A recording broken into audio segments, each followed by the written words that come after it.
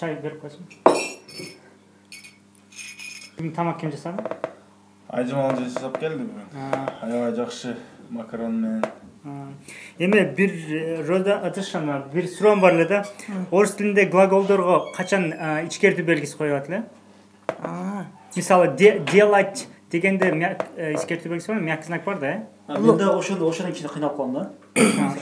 Эми бул оңой эле. Силер биринчи билишиңер керек. 3 учурда коюлат да глаголдо. Биринчиси бул инфинитивде, то есть это слово должно отвечать на вопрос, что делать, что сделать. Кыргызча мисалы, кыргызча жасоо, кылуу, ойноо, ошол сыяктуу. Ошондо обязательно мягкий знак на конце нужен.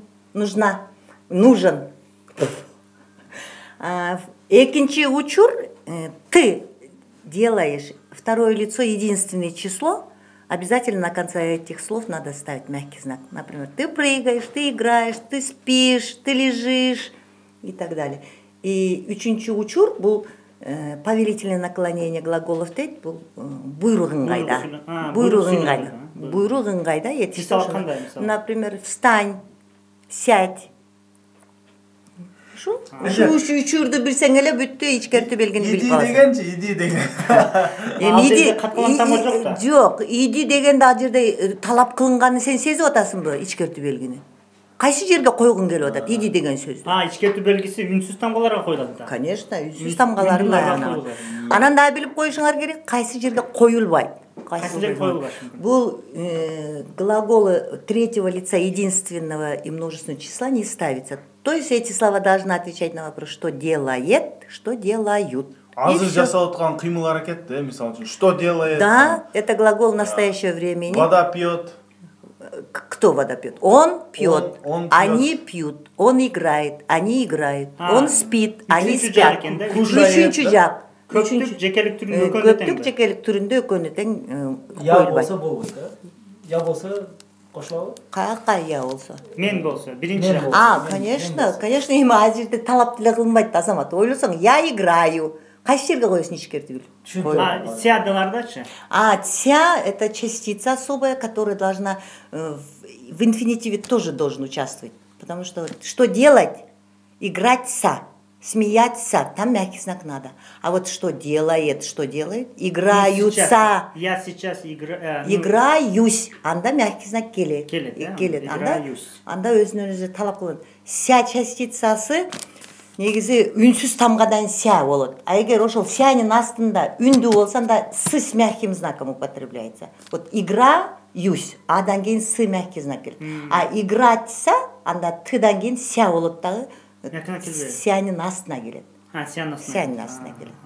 Мына ушул белгисиз этиштерде негизи ошо ичкертүү белгиси барбы жокпу суроо берген менен эле билип алса болот да. Эмне кылып жатат? То есть эмне кылуу деген, Эмне кылуу? Что делать? Инфинитив. Инфинитив это начальная форма глагола называется или неопределенная форма. Слово инфинитив в переводе от латинского означает неопределенность. Вот поэтому это называется неопределенная форма.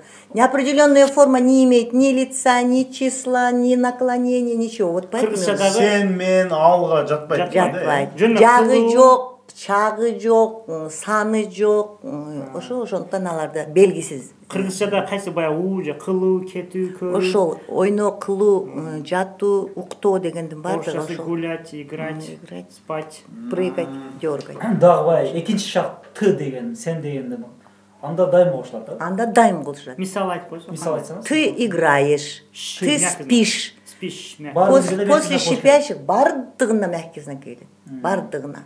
Спишь, лежишь, прыгаешь, летишь, еще много-много всех. Лежишь, мягкий знак, мягкий знак. Лежишь, на конце мягкий знак.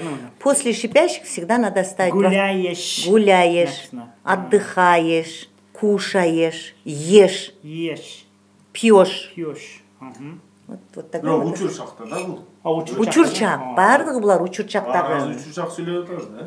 Же мал айтты учурчак экинчи жактын учурчагы. Жак деген бар го? Жекелик түрү.